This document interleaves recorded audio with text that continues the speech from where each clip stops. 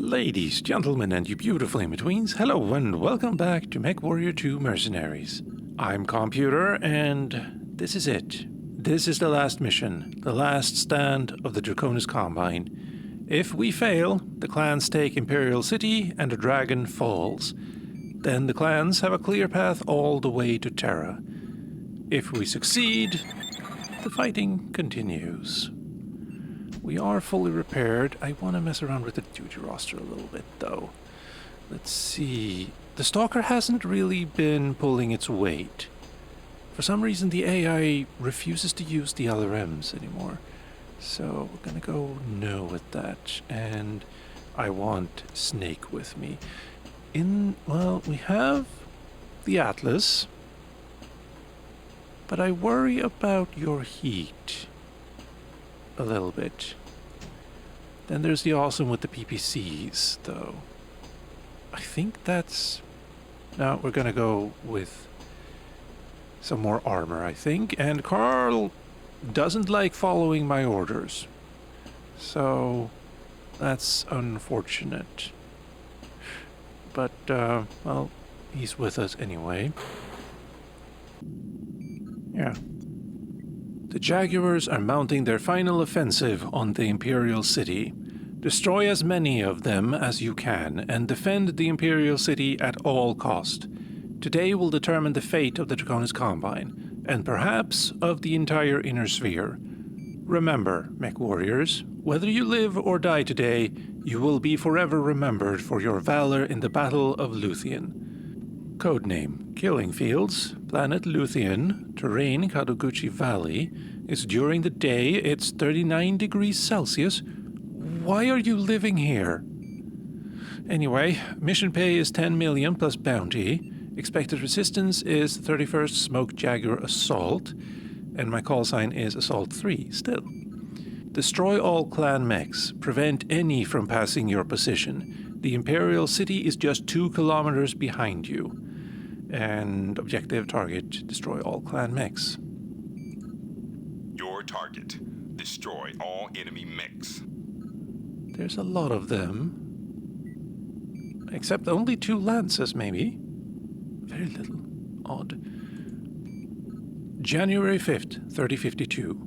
This is truly our time to stand or die. If we hold the Smoke Jaguars here, we will be victorious. If they break through and take the Imperial City, we will be lost. Is there any hope for the Inner Sphere against the clans, or are we doomed to spend the rest of our lives as their slaves? The coming battle will tell us. And it's actually the same day as the last mission. Interesting. Also, yes, there's an added Jaguars here, I think. Or maybe destroy as many of the Jaguars as you can. That's also possible.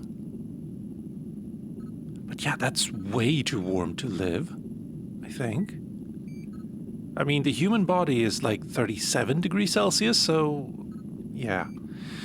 Anyway, let's hope for the best. Reactor online, sensors online, weapons online, all systems nominal. Thank you. Stand ready, MechWarriors. Image enhancement engaged. Yeah, that's a lot of them. We already have enemies. Elementals, okay. Well, gonna send everyone on... Just engage it well. Why is you not attacking also? Oh, hello.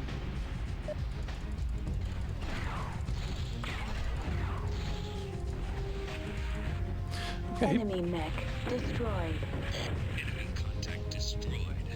Group fire engaged.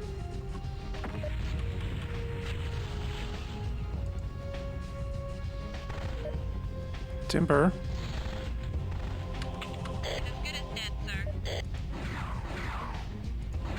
Enemy mech Nice. destroyed. Enemy down.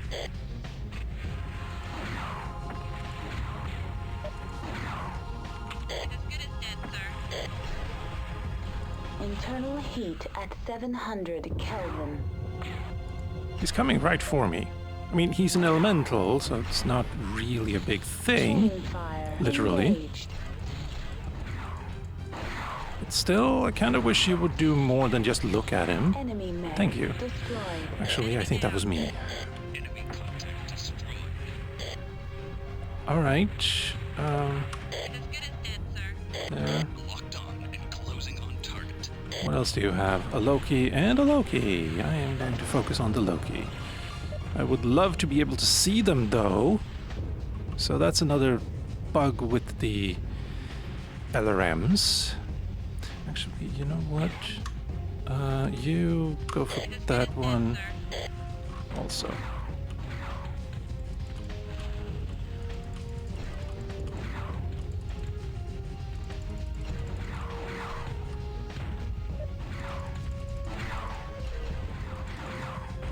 Enemy mech. Destroyed. Probably wasn't a good idea to do that right next to the Atlas.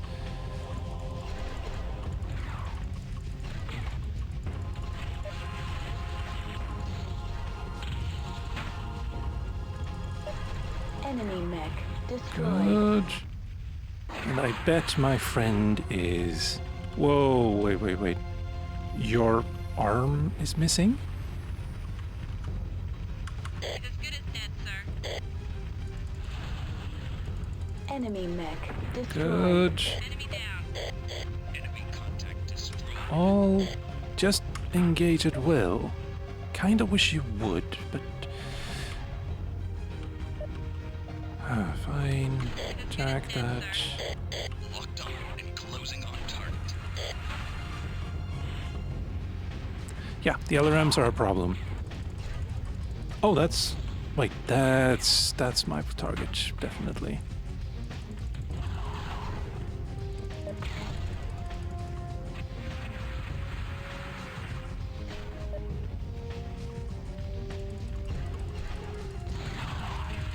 Critical hit. Arm. Thank you. Critical hit. Arm.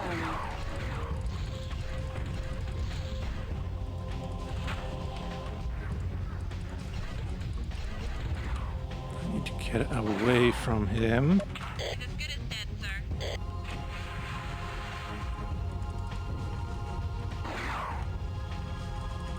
I'd really rather not be right next to him when he self-destructs.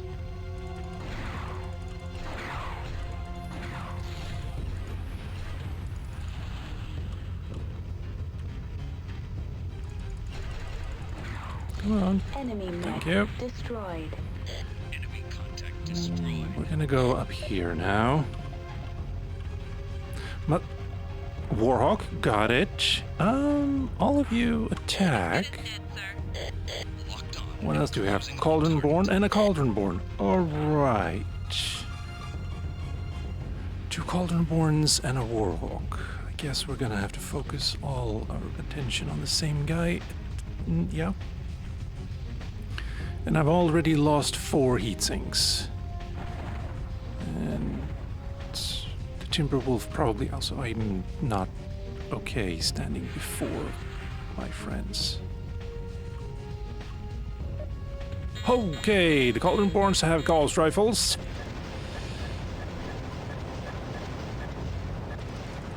And a lot of LRMs, or streaks maybe.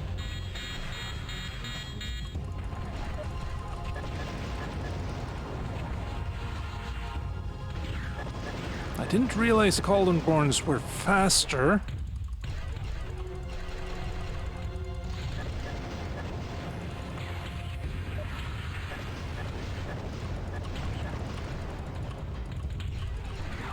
Internal probably heat shouldn't at focus on these. 700 Kelvin. Thank you, that was my torso. Critical hit. Heat sink. Critical hit. Heat sink. Critical hit. Arm. Critical hit. Thank you. Sensors. I heard you the first time. Internal heat at 700 Kelvin. Reactor critical. Shutdown imminent. Emergency heat shutdown overridden.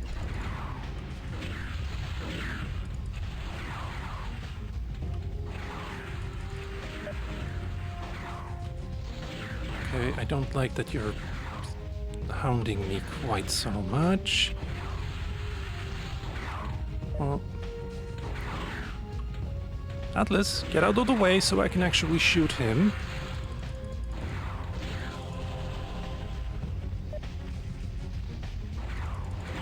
Enemy mech destroyed. Good. Now, maybe attack. Contact destroyed. Wait, what? As good as dead, sir. Time to move. Locked on and closing on target. Enemy mech There. destroyed. Enemy down. Enemy contact destroyed. Oh, really? Mission successful. We have turned back the Smoke Jaguars, and Luthien is ours. You snatched victory right out of the Jaguars' jaws. Luthien and the entire Draconis Combine I owe to you. Our victory will resound throughout the Inner Sphere, and all will know that we can defeat the clans, destroy all enemy mechs, successful, defend Luthien City, again, successful, and 10 million? Plus, let's see, 275,000. No weapons or mechs as salvage, though. Brockton's Complete History of the Inner Sphere, page 250. Towards the end of the second day of fighting, the Draconis and mercenary forces finally turned back the Smoke Jaguar forces and reclaimed Luthien. The Inner Sphere had its proof that the clans could be stopped. After victory on Luthien, the successor states tested their new alliance and prepared for the next clan attack. Meanwhile, Comstar presenter Anastasius Vogt met with clan wolf Ilkan Ulrich Kerensky and arranged that the war for Terra would be fought on the proxy planet of Tukaid. Each of the clans already established in the Inner Sphere would field an attack force given 2 objectives on Tukaid. Each objective would be defended by ComGuard units. If the clans attained their objectives, Terra would be theirs. If they failed, they would cease all offensive actions for 15 years. In that time, Vogt hoped, the successor states could shore up their defenses and prepare for a full-scale war with the invading clans. Vogt had rested the fate of the Inner Sphere on a daring gamble. If his plan succeeded, he would be a savior. If it failed, he would be a traitor. The Battle of Tukaid was to be a war that could end worlds. Was it 15 years? I thought it was negotiated down to like 10 years. Well, it's kind of irrelevant because hostilities booted back up before either number of years could elapse. Also, yeah, no one actually wanted to battle on Terra. To the clans, Earth is basically Holy Land, and to Comstar, it's their seat of power, or capital world, if you will. They have military and logistics installations on pretty much all worlds in the Inner Sphere, but Terra is where they govern from. But no mercenaries took part in the Battle of Tukaid, so we will not partake in that event in this game. Yeah. Let's go home.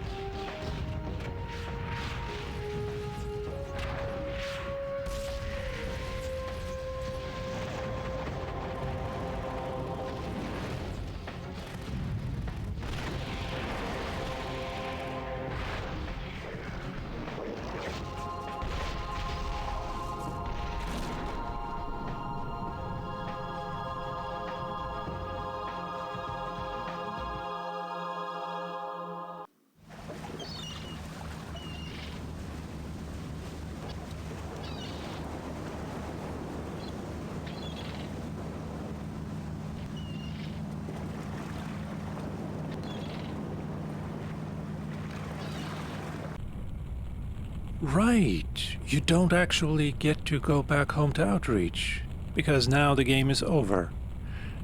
Yeah. Also, I forgot how wonky that battle sequence looks. But it has some charm to it. Not quite the same charm as the clan intro. No voice acting for one thing, but some charm is there all the same. As for the yacht, that's an ending for you specifically. If you have more than 15 million sea-bills, you live out the rest of your life in the lap of luxury. And if you don't have more than 15 million, then you relive your glory days by watching holovids of mech combat and drinking alcohol. There will be one more video about another hidden mech that I missed in this playthrough, the Warhawk, but I think I can go through my final thoughts right now. Does the game live up to the nostalgia? Yes and no. It's a lot buggier than I remember it being, that's for sure, but that was true for 31st Century Combat and Ghost Bear's Legacy as well, so I was kind of expecting it. And I feel I have probably griped more than enough about the weapons being borked, but in a game filled with combat, it's pretty important to get the feel and impact of the weapons correct, and they kind of didn't. Except with the PPC, I've come around on that. And also LRMs are still as cool as they always were, and in this game the pulse lasers are actually kind of overpowered, since both laser bolts can actually do damage. In fact, most lasers have been fixed compared to the earlier games. Yeah. And also, some of these bugs are fixed in the Windows versions of the game, but those versions add other bugs to compensate. For instance, in the Titanium Edition, it's impossible to overheat. I don't even think you need heatsinks on your mechs, which means you can put in as many weapons as you want, possibly even more. Also, the music was done really dirty in the Titanium Edition. Usually, each song is about 2 to 3 minutes long, but they cut them down to 30 seconds to a minute and shuffle them around. So that's another reason to ignore that version. Speaking of the music, it is as sublime as it has always been. But I knew that already, since I've had the soundtracks on my phone since forever. But yeah, it's really one of the highlights of the game. And I think there is one reason to go for the Windows versions of particularly this game though, and that's dynamic salvage. Sure, I think you sacrifice the scripted salvage, like the Kodiak and the Star League era cache, but the amount of clan tech you can get is increased by more than enough to compensate, I think. Especially since you don't get any clan ammo with the scripted salvage, and most of the clan weapons you do get, you get too late to make any use of, since you can't upgrade loadouts during the last contract. Anyway, at the beginning of these playthroughs, I said that I felt that the original DOS graphics had aged better than the Windows graphics and the Titanium editions. And I still feel that's true. Not so much with Mercenaries maybe, because the things that haven't aged well are the textures more than anything. And the DOS version of Mercs has textures, whereas the clan games didn't. Also, and this might be a DOSBox thing, but the cockpits are a lot more jittery than I remember them being. Kinda glitchy too. But going back to the actual gameplay, the world building was even better than I remember. I don't think I really bothered reading all of the situation reports or the news terminal as a kid. No, wait. I remember reading the journal of being captured by the clans, and maybe even the training missions.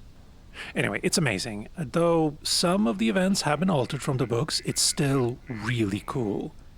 I especially love the histories of the landsmates that you can hire, and that they all have different voice actors. And speaking of landsmates, the AI is a mixed bag sometimes. Ordering your AI companions is really clunky. Control F1 through F3, and then the number keys to make selections. Except for the aerotech pilots, who you command with Alt-X, and all you can tell them is attack. Speaking of aerotech pilots, don't hire them. You pay them per month, but you may go several months between contracts that let you actually use them. And when you do get to use them, They might not even listen to your orders. Though I'm not convinced that isn't a problem on my end. I've changed around some of the DOSBox controls, and I may have messed something up. Though they did listen to my orders at one point after I did those changes, so I don't know. I really don't. But basically, Aerotech fighters are a waste of good C-bills, so use them to buy new stuff instead.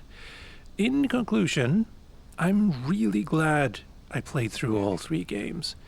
And I think next time I do, I might try the Windows or maybe even the Titanium edition, just to experience some new and exciting bugs and dynamic salvage. But there has been some news in recent weeks. With the acquisition of Activision and already having acquired FASA, Microsoft now owns all of the rights to the MechWarrior 2 line of games, and we might actually see a digital release of the games. I don't think it's realistic to expect a remaster or remake, though. And honestly, it might not even be realistic to expect a digital release. But it sure would be nice. But, like I said earlier, there will be one more video, and then it's onwards to MechWarrior 3, or Mech Commander. I'm not sure if I want to play them concurrently or one after the other, though. But I have a few days to think about that. So, with all of that said and done, ladies, gentlemen, and you beautiful in-betweens, I've been Calmputer, this has been Mercenaries, the last of the MechWarrior 2 games. Thank you for watching all this time, and I hope you'll tune in for the next game.